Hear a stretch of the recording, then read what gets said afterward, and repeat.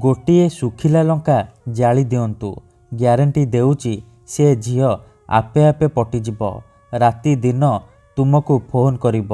ହଁ ଫ୍ରେଣ୍ଡସ୍, ଆପଣ ସମସ୍ତଙ୍କର ଇଚ୍ଛା ଥିବ ନିଜ ପସନ୍ଦର ଝିଅକୁ ପଟେଇବା ପାଇଁ, ପଡ଼ିଶା ଘର ସୁନ୍ଦରୀ ଭାଉଜକୁ ପଟେଇବା ପାଇଁ, ତାଠାରୁ ନିଜର ମନ ମୁତାବକ କାମ ହାସଲ କରିବା ପାଇଁ। କିନ୍ତୁ ଇଏ ଏତେ ସହଜ ନୁହେଁ। ଏଥିପାଇଁ ଆମର ତନ୍ତ୍ରଶାସ୍ତ୍ରରୁ ମୁଁ ଆଜି ଆପଣଙ୍କ ପାଇଁ ଏମିତି ଏକ ସହଜ ଶକ୍ତିଶାଳୀ ବଶୀକରଣ ନେଇ ଆସିଛି। ଏହି ବଶୀକରଣକୁ କରିଦେଲେ ଆପଣ ନିଜ ପସନ୍ଦର ସୁନ୍ଦରୀରୁ ସୁନ୍ଦରୀ ଝିଅକୁ ମୁହୂର୍ତ୍ତକ ଭିତରେ ପଟେଇ ପାରିବେ। ପଡ଼ିଶା ଘର ସୁନ୍ଦରୀ ଭାଉଜଠାରୁ ନିଜର ମନ ମୁତାବକ କାମ ହାସଲ କରିପାରିବେ। କେବଳ ଆପଣଙ୍କୁ ଗୋଟିଏ ଶୁଖିଲା ଲଙ୍କା ଜାଳିବାର ଅଛି। ଏହି ବଶୀକରଣ ଏତେ ଶକ୍ତିଶାଳୀ କି ଏହାର ପ୍ରୟୋଗ କେବେ ବି ଖାଲି ଯାଏନି। ଯେଉଁ ଝିଅ ବା ବିବାହିତା ନାରୀ ଉପରେ ଆପଣ ଏହି ବଶୀକରଣକୁ ପ୍ରୟୋଗ କରିଦେବେ, ସିଏ ସେହି ସମୟଠାରୁ ଆପଣଙ୍କ ପ୍ରେମରେ ଦିବାନୀ ହୋଇଯିବ। ପାଗଳି ପରି ଆପଣଙ୍କୁ ଭଲ ପାଇବାକୁ ଲାଗିବ। ଯେଉଁ ଝିଅ ଆପଣଙ୍କୁ ଭାव ଦେଉନଥିଲା, ସିଏ ନିଜେ ଆସି ଆପଣଙ୍କୁ ଭଲ ପାଉଛି ବୋଲି କହିବ। ପଡ଼ିଶା ଘର ସୁନ୍ଦରୀ ଭାଉଜ ରାତି ଦିନ ଘରକୁ ଡାକିବ, ଯାହା ଚାହିଁବେ ତାହା କରିବ। ନମସ୍କାର ଫ୍ରେଣ୍ଡସ୍, ଓଡ଼ିଆ ଫଣ୍ଡା ଚ୍ୟାନେଲକୁ ଆପଣମାନଙ୍କୁ ସ୍ୱାଗତ।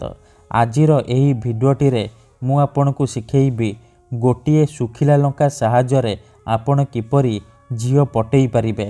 ଏଥିପାଇଁ ଆପଣଙ୍କୁ ବେଶୀ କିଛି କଷ୍ଟ କାମ କରିବାକୁ ପଡ଼ିବନି, କୌଣସି ପ୍ରକାର ମନ୍ତ୍ରତନ୍ତ୍ର କରିବାକୁ ପଡ଼ିବନି କିମ୍ବା କିଛି ବି ପଇସା ଖର୍ଚ୍ଚ କରିବାକୁ ପଡ଼ିବନି। କେବଳ ମୁଁ ଆପଣଙ୍କୁ ଗୋଟିଏ ବଶୀକରଣ ଶବ୍ଦ କହିବି, ଆପଣ ସେହି ଶବ୍ଦକୁ 7 ଥର ପଢ଼ିକି ଶୁଖିଲା ଲଙ୍କା ଜାଳିଦେବେ। ଏହି ଶବ୍ଦଟି ହେଉଛି ମୁସଲିମ ବଶୀକରଣ ଶବ୍ଦ। ଏହି ଶବ୍ଦକୁ ଆପଣ ପଢ଼ିକି ଶୁଖିଲା ଲଙ୍କାକୁ ଜାଳିଦେବେ। ଗ୍ୟାରେଣ୍ଟି ଦେଉଛି ଯେମିତି ଆପଣ ଏପଟେ ଲଙ୍କାକୁ ଜାଳିବେ, ସେପଟେ ସେ ଝିଅ ଉପରେ ପ୍ରଭାବ ପଡ଼ିବା ଆରମ୍ଭ ହୋଇଯିବ। ସିଏ ବିଚଳିତ ହୋଇ ଉଠିବ। ଯେପର୍ଯ୍ୟନ୍ତ ଆପଣଙ୍କ ପାଖକୁ ଆସିନି, ଆପଣଙ୍କ ସହିତ ସମ୍ପର୍କ ରଖିନି, ସିଏ ଗୋଟେ ମୁହୂର୍ତ୍ତ ବି ରହିପାରିବନି। ଏହି ବଶୀକରଣ ସାହାଯ୍ୟରେ ଆପଣ ବର୍ଷ ବର୍ଷ ଧରି ଭାଙ୍ଗି ଯାଇଥିବା ପୁରୁଣା ପ୍ରେମକୁ ଫେରାଇ ଆଣିପାରିବେ। ଶାଶୁ, ନଣନ୍ଦ, ଦିଅର, ଭାଉଜ କାହାକୁ ବି ନିଜ ବଶରେ କରି ତାଠାରୁ ନିଜର ମନ ମୁତାବକ କାମ ହାସଲ କରିପାରିବେ। ତେଣୁ ମୋର ଆପଣମାନଙ୍କୁ ଅନୁରୋଧ କି ମନରେ କୌଣସି ଖରାପ ଉଦ୍ଦେଶ୍ୟ କିମ୍ବା କୌଣସି ଖରାପ କାମ ପାଇଁ ଆପଣ ଶୁଖିଲା ଲଙ୍କାର ଏହି ବଶୀକରଣକୁ ପ୍ରୟୋଗ କରିବେନି। କାହିଁକି ନା ମାତ୍ର ଥରେ ବଶୀକରଣ ହେବା ପରେ ସେ ଝିଅ ହେଉ ବା ବିବାହିତା ଭାଉଜ ଆପଣଙ୍କ ଆଡ଼କୁ ଆକର୍ଷିତ ହେବାକୁ ଲାଗିବ। ହାତ ଧରି ରୁମକୁ ଡାକିବ, ଯାହା ଚାହିଁବେ ତାହା କରିବ। ତେଣୁ ଏହି ବଶୀକରଣକୁ ଆପଣ ଭାବିଚିନ୍ତି ପ୍ରୟୋଗ କରିବେ। ତେବେ ଏହି ବଶୀକରଣ ବିଧି ଆପଣ କିପରି କରିବେ, ଶୁଖିଲା ଲଙ୍କାକୁ ଆପଣ କିପରି ଜାଳିବେ, ମୁଁ ଆପଣଙ୍କୁ ଶିଖେଇବି। ସମ୍ପୂର୍ଣ୍ଣ ପ୍ରୟୋଗ ବିଧି ଠିକ୍ ଭାବରେ ଶିଖେଇବି। ଜାଣିବା ପାଇଁ ମୋର ଆପଣମାନଙ୍କୁ ଅନୁରୋଧ କି ଆପଣ ଭିଡ଼ିଓଟିକୁ ପୁରା ଧ୍ୟାନ ସହିତ ଶେଷ ପର୍ଯ୍ୟନ୍ତ ଦେଖିବେ। ଅଧାରୁ ଛାଡ଼ିକି ପଳେଇଲେ କିମ୍ବା କାଟି କାଟି ଦେଖିଲେ ଆପଣ କିଛି ବି ବୁଝିପାରିବେନି। ପରେ ଆପଣ କହିବେ, ଗୁରୁଜୀ ଆପଣଙ୍କର ବଶୀକରଣ କାମ କରୁନି। ତେଣୁ ଭିଡ଼ିଓଟିକୁ ପୁରା ଧ୍ୟାନ ସହିତ ଶେଷ ପର୍ଯ୍ୟନ୍ତ ଦେଖନ୍ତୁ। ପ୍ରୟୋଗ ବିଧିକୁ ଠିକ୍ ଭାବରେ ବୁଝନ୍ତୁ। ତାପରେ ଆପଣ ବଶୀକରଣ କରିବା ପାଇଁ ଯିବେ। ତାପରେ ଆପଣଙ୍କର ବଶୀକରଣ 100ରୁ 100% ସଫଳ ହେବ। ବିଧିଟି ଜାଣିବା ପୂର୍ବରୁ ଆଉ ଗୋଟିଏ ଛୋଟିଆ କଥା ମନେ ରଖନ୍ତୁ। ଯେଉଁପରି ଆପଣ ଭଗବାନଙ୍କୁ ମାନୁଛନ୍ତି, ଭଗବାନଙ୍କ ଉପରେ ବିଶ୍ୱାସ ରଖିଛନ୍ତି, ନିଜର ସବୁ ଦୁଃଖ କଷ୍ଟ ଅସୁବିଧା ଭଗବାନଙ୍କୁ ଜଣାଉଛନ୍ତି, ଯଦି ସେ ଅସୁବିଧାର ସମାଧାନ ନ ହେଲା, ତାହାର ମାନେ ନୁହେଁ କି ଭଗବାନ ନାହାନ୍ତି।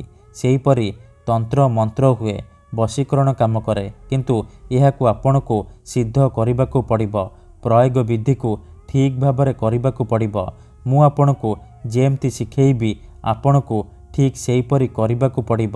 ତେବେ ଯାଇ ମୁଁ ଆପଣଙ୍କୁ ଗ୍ୟାରେଣ୍ଟି ଦେଉଛି, ଆପଣ ଯେଉଁ ଝିଅ ବା ବିବାହିତା ମହିଳାକୁ ପଟେଇବାକୁ ଚାହୁଁଛନ୍ତି, ତାକୁ ଅତି ସହଜରେ ନିଜ ବଶରେ କରିପାରିବେ। ତାଠାରୁ ନିଜର ମନ ମୁତାବକ କାମ ହାସଲ କରିପାରିବେ। ଠିକ୍ ଅଛି, ତେବେ ଚାଲନ୍ତୁ ଜାଣିବା ଏହି ବଶୀକରଣ ବିଧିକୁ ଆପଣ କିପରି କରିବେ।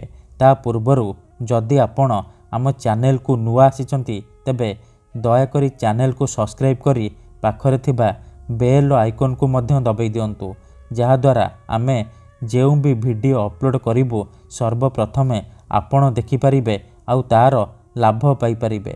ତେବେ ଚାଲନ୍ତୁ ଜାଣିବା ଏହି ବଶୀକରଣ ବିଧିକୁ ଆପଣ କିପରି କରିବେ।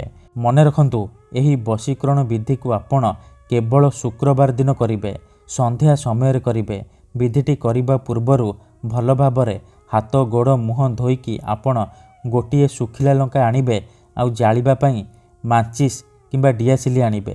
ଆଣିସାରିବା ପରେ ଆପଣ କୌଣସି ଏକ ଜାଗାରେ ବସି ପଡ଼ିବେ, ଯେଉଁଠାରେ ଆପଣଙ୍କୁ କେହି ଦେଖିବେନି କିମ୍ବା ଅଧାରୁ ଡାକିବେନି। ତାପରେ ଯେଉଁ ଶୁଖିଲା ଲଙ୍କା ଆଣିଛନ୍ତି ସେଥିରେ ସେଇ ଝିଅ ବା ସ୍ତ୍ରୀର ନାମ ଲେଖିବେ ଯାହାକୁ ଆପଣ ନିଜ ବଶରେ କରିବାକୁ ଚାହୁଁଛନ୍ତି। ତାପରେ ସେ ଶୁଖିଲା ଲଙ୍କାକୁ ନିଜର ସାମ୍ନାରେ ରଖିବେ ଆଉ ଆଖି ବନ୍ଦ କରିକି ସେଇ ଝିଅ ବା ନାରୀକୁ ମନେ ମନେ ଭାବିବେ। ତା'ର ମୁହଁକୁ ନିଜ ମନରେ ଭାବିବେ। ତାପରେ ୟା କରିବୁ, ୟା କରିବୁ, ୟା କରିବୁ ଏହି ଶବ୍ଦକୁ ଆପଣ ଏହିପରି 7 ଥର ପଢ଼ିବେ। ଇଏ ହେଉଛି ମୁସଲିମ ବଶୀକରଣ ଶବ୍ଦ। ୟା କରିବୁ ଏହି ଶବ୍ଦକୁ ଆପଣ 7 ଥର ପଢ଼ିବେ। 7 ଥର ପଢ଼ି ସାରିବା ପରେ 3 ଥର ଆପଣ ସେଇ ଝିଅ ବା ସ୍ତ୍ରୀର ନାମ କହିବେ ଯାହାକୁ ଆପଣ ନିଜ ବଶରେ କରିବାକୁ ଚାହୁଁଛନ୍ତି। ତାପରେ ସାଙ୍ଗେ ସାଙ୍ଗେ ସେ ଶୁଖିଲା ଲଙ୍କାକୁ ଜାଳିଦେବେ। ଯେମିତି ଏପଟେ ଲଙ୍କାଟି ଜଳିବ ସେପଟେ ପ୍ରଭାବ ପଡ଼ିବା ଆରମ୍ଭ ହୋଇଯିବ। ସେ ଝିଅ ହେଉ ବା ବିବାହିତା ଭାଉଜ ଆପଣଙ୍କ ଆଡ଼କୁ ଆକର୍ଷିତ ହେବାକୁ ଲାଗିବ। ଧନ୍ୟବାଦ।